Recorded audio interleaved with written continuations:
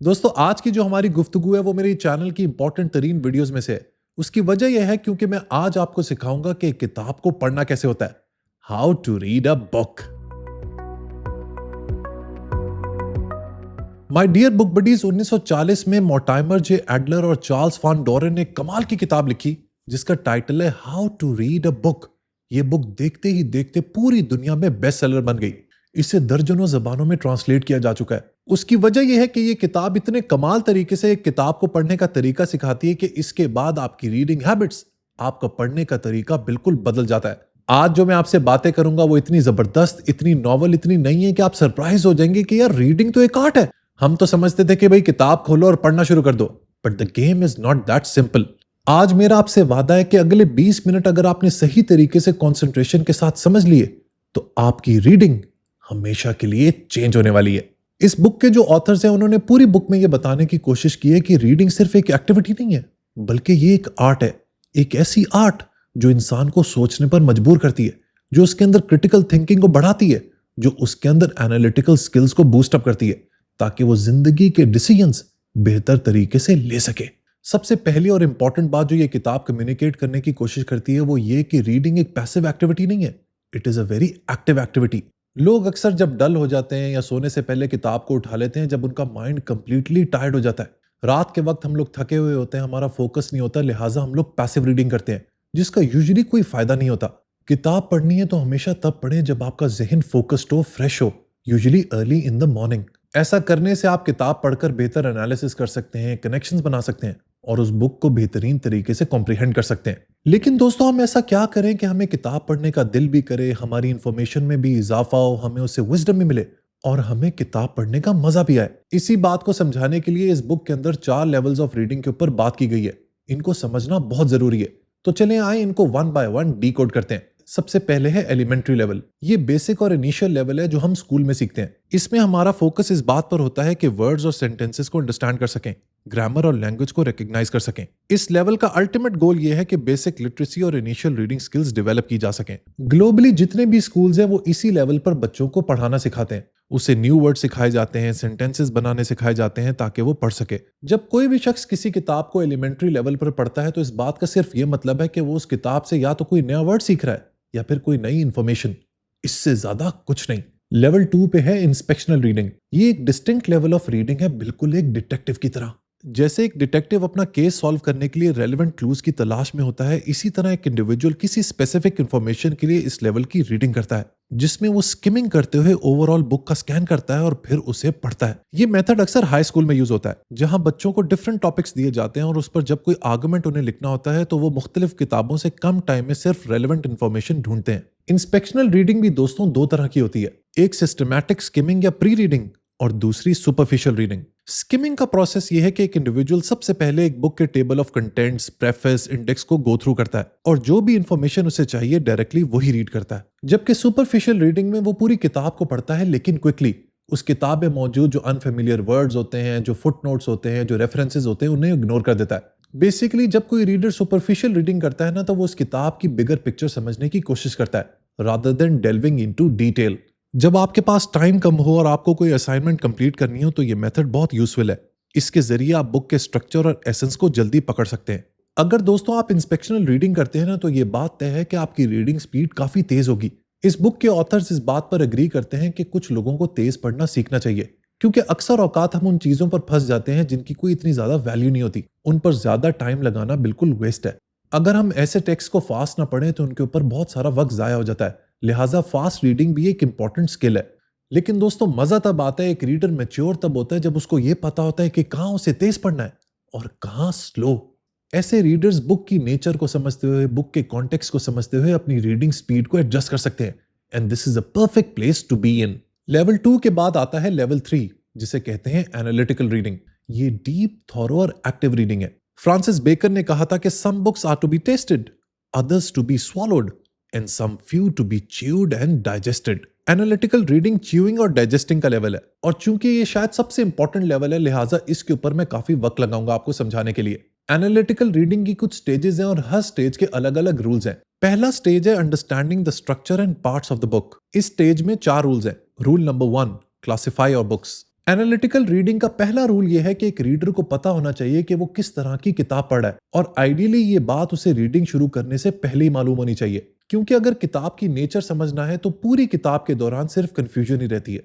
किताबों को क्लासिफाई करने के लिए हमें उनके दरमियान डिफरेंस मालूम होना चाहिए। सबसे बेसिक डिस्टिंक्शन है फिक्शन और नॉन फिक्शन या फिर एक्सपोजिटरी बुक्स। फिक्शन यानी नॉवेल्स, ड्रामाज और पोइट्री, जबकि नॉन फिक्शन या एक्सपोजिटरी बुक्स वो होती हैं जो हमें नॉलेज, थ्योरीज, एक्सप्लेनेशन और आइडियाज प्रोवाइड करती हैं, जैसे साइंस, हिस्ट्री और फिलोसफी की किताबें। लेकिन दोस्तों, ये डिस्टिंक्शन इतनी सिंपल नहीं। आपको कई नॉवेल्स ऐसे मिलेंगे जिसके अंदर बहुत ही गाढ़े साइकोलॉजिकल, फिलोसॉफिकल, सोशियोलॉजिकल कॉन्सेप्ट्स होते हैं, जैसे कि दोस्तोयेव्स्की के नॉवेल्स। और कई नॉन फिक्शन बुक्स में आपको छोटी छोटी कहानियां भी मिलेंगी। लिहाजा अक्सर औकात ये बात जानना मुश्किल हो जाता है कि किताब किस कैटेगरी की है। एक्सपोजिटरी बुक्स का मतलब होता है ऐसी किताबें जो ओपिनियंस, थ्योरीज और एक्सप्लेनेशंस देती हैं और क्लेम करती हैं कि ये रियलिटी के करीब है। लेकिन यहां भी हर एक्सपोजिटरी बुक एक तरह की नहीं होती। हिस्ट्री का स्टाइल अलग, फिलॉसफी का अलग और साइकोलॉजी का अलग। इसीलिए एनालिटिकल रीडिंग में सिर्फ यही बात इंपॉर्टेंट नहीं कि आपको यह पता हो कि किताब फिक्शन है या नॉन फिक्शन। आपको यह जानना जरूरी है कि ऑथर इस किताब में क्या बात कन्वे करना चाह रहा है, नॉलेज को किस तरीके से प्रूव करना चाह रहा है। इस किताब के ऑथर्स के मुताबिक किसी भी बुक को क्लासिफाई करने का बेहतरीन तरीका है इंस्पेक्शनल रीडिंग के जरिए। यानी पहले आप टाइटल पढ़ें, सब टाइटल देखें, टेबल ऑफ कंटेंट्स को चेक करें, प्रेफेस और इंट्रोडक्शन को स्कैन करें, और अगर पॉसिबल हो तो इंडेक्स और डस्ट कवर का ब्लर्ब भी देख लें। ये सारी चीजें एक ऑथर की तरफ से अपने रीडर को दिए गए सिग्नल्स होते हैं कि किताब का सब्जेक्ट क्या है, अप्रोच क्या है, उसका स्ट्रक्चर क्या है। लेकिन मसला तब खड़ा होता है जब ज्यादातर रीडर्स इन सारे सेक्शंस को इग्नोर करके अपनी रीडिंग को चैप्टर 1 से स्टार्ट कर देते हैं, जिसकी वजह से वो स्टार्ट में ही किताब को लेके गलत एक्सपेक्टेशंस डेवलप कर लेते हैं। मैंने आज तक जिंदगी में कभी कोई एक किताब ऐसी नहीं पढ़ी जिसमें मैंने उसका इंट्रोडक्शन या प्रेफेस नहीं पढ़ा हो। इस हैबिट ने मुझे सही किताब की सिलेक्शन में इतना हेल्प किया कि मैं आपको बता नहीं सकता। ये एक बहुत ही फंडामेंटल चीज है जो आपने जरूर फॉलो करनी है। ये बात मेरी आप लिख लें। जब आप ऐसा नहीं करेंगे तो पूरी बुक की रीडिंग के दौरान आप हमेशा कंफ्यूज रहेंगे कि ऑथर बताना क्या चाह रहा है। इसके बाद एक और इंपॉर्टेंट डिस्टिंक्शन है जो हर एक्सपोजिटरी बुक पर अप्लाई होती है, और वो है थ्योरेटिकल और प्रैक्टिकल बुक्स की डिस्टिंक्शन। थ्योरेटिकल बुक्स का मेन पर्पस होता है नॉलेज देना। ये बुक्स हमें बताती हैं कि कोई चीज क्या है, कैसे एग्जिस्ट करती है, या रियलिटी में कैसे काम करती है। मसलन साइंस की बुक जो ये बताए कि इलेक्ट्रिसिटी क्या होती है और कैसे प्रोड्यूस होती है, या साइकोलॉजी की बुक जो एक्सप्लेन करे कि इंसान का दिमाग कैसे काम करता है। इसके मुकाबले में प्रैक्टिकल बुक्स का गोल होता है एक्शन। ये बुक सिर्फ नॉलेज नहीं देती बल्कि आपको गाइड करती हैं कि आपने उस नॉलेज को एक्शन में कैसे कन्वर्ट करना है। इस बात को मैं आपको समझाता हूं कार्ल मार्क्स के जरिए। कार्ल मार्क्स की दो फेमस राइटिंग्स है। एक है कम्युनिस्ट मैनिफेस्टो। ये एक पॉलिटिकल मैनिफेस्टो है जो लोगों को एक्शन लेने के लिए मोटिवेट करता है, सिस्टम चेंज करने का मैसेज देता है। इसीलिए ये एक प्रैक्टिकल बुक है। जबकि मार्क्स की दूसरी किताब दास कैपिटल ज्यादा एनालिटिकल और डिटेल स्टडी है जो इकोनॉमिक सिस्टम को एक्सप्लेन करती है। इसीलिए ये एक थ्योरेटिकल नेचर की बुक है। इसी तरह स्पिनोजा की फेमस बुक एथिक्स एक इंटरेस्टिंग एग्जाम्पल है। इस बुक में थ्योरी भी है और प्रैक्टिस भी। वो पहले रियलिटी, गॉड और ह्यूमन नेचर को एक्सप्लेन करता है जो थ्योरेटिकल पार्ट है, फिर बताता है कि इंसान को अपनी जिंदगी कैसे गुजारनी चाहिए, क्या सही है और क्या गलत, जो प्रैक्टिकल पार्ट बन जाता है। इसीलिए ये बुक कंप्लीटली एक टाइप की नहीं बल्कि मिक्स नेचर की है। Rule number 1 classify your books के बाद रूल नंबर 2 है understand the structure of the book. देखिए बुक बडीज, हर बुक का ना एक स्ट्रक्चर होता है जो कभी कभार बहुत एक्सप्लिसिट होता है और कभी कभार हिडन। एक एनालिटिकल रीडर का काम है कि एक बुक के स्ट्रक्चर को समझ सके, उस किताब का एक्सरे कर सके। चैप्टर 1 में लिखी हुई बात किस तरीके से चैप्टर 7 में दिए गए आर्गुमेंट से कनेक्ट करती है, इस बात को समझ सके। हर अच्छी बुक, चाहे वो नॉवल हो, पोइट्री हो, साइंस हो या पॉलिटिक्स, उसमें यूनिटी होती है और उसके पार्ट्स एक ऑर्डर में अरेंज्ड होते हैं। अगर यूनिटी और ऑर्गेनाइजेशन ना हो तो बुक एक मेसी चीज बन जाती है और प्रैक्टिकली अनरीडेबल होती है। इसीलिए एनालिटिकल रीडिंग का सेकंड रूल ये है कि आप एक किताब के स्ट्रक्चर को समझ के 1 या 2 सेंटेंसेस में बता सकें कि ये बुक किस बारे में बात करती है। Rule number 3 identify all parts of the book. ये रूल सुनने में बहुत सिंपल साउंड होता है कि आप किताब के हर पार्ट को एक्सप्लोर कर लें, डिस्कवर कर लें, क्योंकि हर किताब के अंदर स्ट्रक्चर होता है, सेक्शंस होते हैं, चैप्टर्स होते हैं। अगर आपने उनको जान लिया तो आप उस किताब के बारे में जान सकते हैं। लेकिन ये बात इतनी सिंपल नहीं है। जैसे मैंने पहले कहा कि हर बुक्स के पार्ट्स एक यूनिटी के साथ ऑर्गेनाइज होते हैं और हर बुक की एक कॉम्प्लेक्स यूनिटी होती है, क्योंकि बुक लिखना भी एक आर्ट है जो इतनी सिंपल नहीं है। इसको समझने के लिए ऑथर्स ने हाउस की एनालॉजी को यूज किया है। जैसे एक घर में मल्टीपल रूम्स होते हैं, अलग साइजेस, अलग लेवल्स, अलग यूजेस के साथ, लेकिन ये रूम्स एक दूसरे से कनेक्टेड होते हैं डोर्स, कॉरिडोर्स और स्टेयरवेज के जरिए। और ये कनेक्शन हर रूम का फंक्शन पूरे घर की यूटिलिटी में कंट्रीब्यूट करता है। अगर ये रूम्स अलग और अनरिलेटेड हो तो घर का पर्पस पूरी तरह फेल हो जाता है। इसी तरह हर अच्छी बुक के मेजर पार्ट्स अपनी जगह इंपॉर्टेंट है, लेकिन eventually all of them consolidate to give a structure to the book. हर पार्ट दूसरे पार्ट से डायरेक्टली या इनडायरेक्टली कनेक्ट होता है ताकि किताब को एक मोमेंटम मिल सके और रीडर किताब को पढ़ते हुए ऑथर की सोच के अंदर घुस सके। इसीलिए एक एनालिटिकल रीडर के लिए ये बात बहुत इंपॉर्टेंट है कि वो किताब के आर्किटेक्चर को सही तरीके से समझ ले। Rule number 4, understanding authors arguments and questions. जब भी दोस्तों कोई ऑथर कोई किताब लिखता है ना, तो उस किताब से पहले उसके जहन के अंदर कुछ सवाल होते हैं। उन सवालों का जवाब ढूंढने के लिए वो रिसर्च करता है और उसी रिसर्च के ऊपर वो यूजुअली अपनी किताब लिखता है। कई बार ये सवाल एक ऑथर प्रेफेस में लिख देता है। सेल्फ हेल्प बुक्स को अगर आप उठाकर देखें तो आपको प्रेफेस में या चैप्टर 1 में वो सवाल मिल जाएंगे जिनकी वजह से वो किताब लिखी गई है। लेकिन हर बुक में ऐसा नहीं होता, खास तौर पर उन किताबों में जिसमें इंसान की डीप डार्क साइकोलॉजी को एक्सपोज किया गया है या फिर कॉम्प्लेक्स फिलोसॉफिकल कॉन्सेप्ट्स के बारे में बात की गई है। ऐसे में आपको ऑथर के जहन में चलने वाले सवालात तक खुद पहुंचना होता है और अगर आप उन सवालात तक पहुंच गए तो वो किताब आपके लिए एक जॉय राइड बन जाती है। अब दोस्तों हम लोग बढ़ते हैं एनालिटिकल रीडिंग की दूसरी स्टेज पर। इस स्टेज में एक रीडर का फोकस होता है उस किताब के कंटेंट को इंटरप्रेट करने में। इस स्टेज के भी 4 रूल्स हैं। Rule number 1 is coming to terms. इसका मतलब है ऑथर के वर्ड्स और आइडियाज को इस तरह अंडरस्टैंड करना जैसे वो चाहता है। अगर ऑथर किसी एक वर्ड का एक तरीके का मीनिंग यूज करे और आप उसी वर्ड का मीनिंग किसी और तरीके से समझ लें, then the entire communication fails. Words के दरमियान अगर एम्बिग्युइटी होगी तो आप ऑथर की बताई हुई बात को समझ ही नहीं पाएंगे। इसीलिए आपने बहुत से ऑथर्स को ये टिप देते हुए जरूर सुना होगा कि अगर रीडिंग के दौरान कोई मुश्किल वर्ड आ गया जिसका मतलब आपको नहीं पता, तो फौरन रीडिंग छोड़कर डिक्शनरी उठाने की या गूगल करने की कोई जरूरत नहीं। आप पूरा पैराग्राफ पढ़ेंगे तो आपको बिलाखिर समझ आ जाएगा कि इस लफ्ज का मतलब क्या है और ऑथर ने इस लफ्ज को किस कॉन्टेक्स्ट में यूज किया है। ऐसा करने के लिए आपको उस बुक में कीवर्ड्स ढूंढने पड़ेंगे, उन कीवर्ड्स के मीनिंग्स ढूंढने पड़ेंगे और उस बुक की टेक्निकल वोकैबुलरी को समझना होगा। कीवर्ड्स वो होते हैं जिनको ऑथर बार बार रिपीट करता है, उनके मीनिंग्स को डिफाइन करता है। इन कीवर्ड्स के जरिए आप उस बुक के मेन थीम तक पहुंच सकते हैं। रूल नंबर 2, ऑथर की लीडिंग प्रोपोजिशंस को समझना। इस रूल का मतलब यह है कि रीडर गौर से ऑथर की तमाम प्रोपोजिशंस को एनालाइज करे। प्रोपोजिशंस वो स्टेटमेंट्स या क्लेम होते हैं जो ऑथर किसी किताब में प्रेजेंट करता है, जो या तो ट्रू होती हैं या फिर फॉल्स। जैसे कोई ऑथर अपनी किताब में लिखता है कि education is the most powerful tool to change the society. ये उस ऑथर का क्लेम है। अब इस प्रोपोजिशन को सपोर्ट करने के लिए वो अपनी किताब में आर्गुमेंट्स प्रेजेंट करता है। एक एनालिटिकल रीडर के लिए जरूरी है कि वो इन आर्गुमेंट्स को समझ सके और सही तरीके से एनालाइज कर सके ताकि बिलाखिर वो एक कंक्लूजन तक पहुंच सके। रूल नंबर 3, ऑथर के आर्गुमेंट्स को समझना। इस स्टेप पर रीडर ये देखता है कि ऑथर अपनी बात को प्रूव कैसे करता है। ऑथर कोई भी बात सिर्फ क्लेम नहीं करता बल्कि उसकी रीजंस भी देता है, जैसे कि मैंने पहले भी कहा। ये रीजंस और कंक्लूजन मिलकर आर्गुमेंट बिल्ड करते हैं। कभी ये एक ही पैराग्राफ में होता है और कभी किताब के मुख्तलिफ हिस्सों से सेंटेंसेस को जमा करके समझना पड़ता है। रीडर को ये बात समझनी होती है कि एक ऑथर किन फैक्ट्स, किन एग्जाम्पल्स और किन लॉजिक की बेसिस पर अपने क्लेम को सपोर्ट कर रहा है। रूल नंबर 4, ऑथर ने कौन सी प्रॉब्लम सॉल्व की है ये एनालाइज करना। इस रूल के अकॉर्डिंग रीडर ये एनालाइज करता है कि बुक में ऑथर ने जो प्रॉब्लम्स या क्वेश्चन रेज किए थे उनमें से कौन से सॉल्व हो गए और कौन से नहीं। साथ आपने ये भी एनालाइज करना होता है कि जो प्रॉब्लम सॉल्व नहीं हुए क्या उसके बारे में एक्सप्लिसिटली ऑथर ने एक्सेप्ट किया है या नहीं। इससे एक रीडर को पता चलता है कि बुक कितनी कंप्लीट है और एक ऑथर ने कितना अपने ऑब्जेक्टिव को अचीव किया है। एनालिटिकल रीडिंग की तीसरी और आखिरी स्टेज है क्रिटिसाइजिंग अ बुक फेयरली।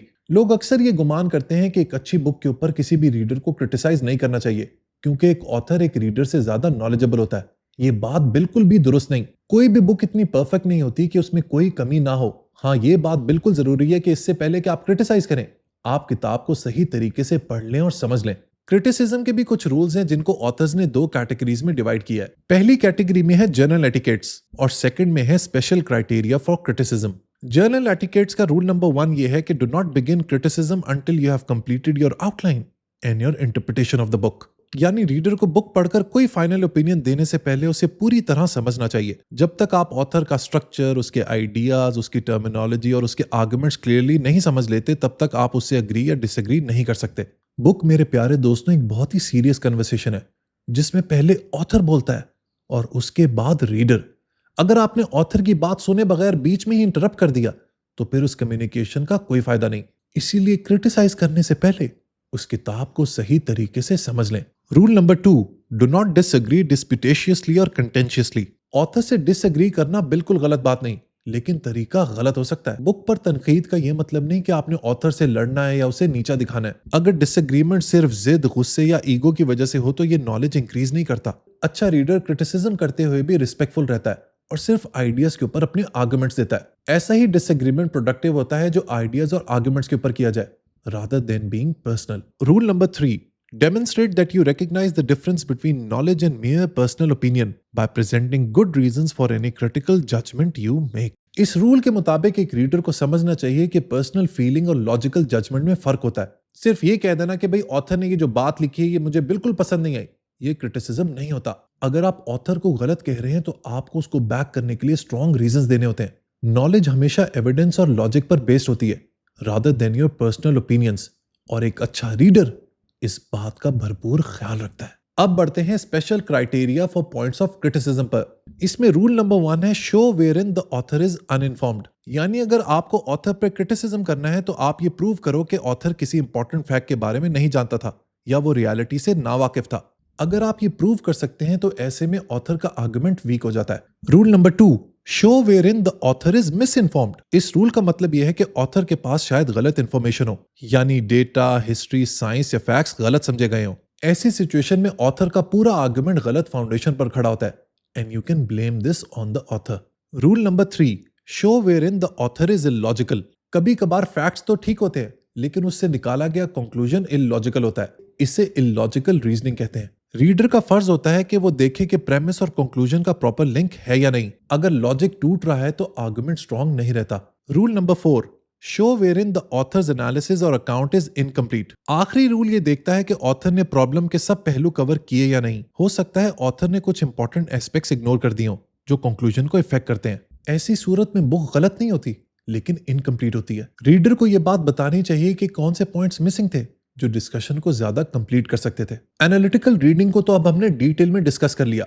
अब बढ़ते हैं लेवल 4 पर जो कि है सिनॉप्टिकल रीडिंग। सिनॉप्टिकल रीडिंग सबसे ज्यादा एक्टिव और रिवॉर्डिंग है। सिनॉप्टिकल रीडिंग का फायदा यह है कि इसका इस्तेमाल करते हुए आप किसी भी इशू, किसी भी टॉपिक के ऊपर मास्टर लेवल अचीव कर सकते हैं। It gives you deep understanding of the topic. Synoptical reading करने के 5 स्टेप्स हैं।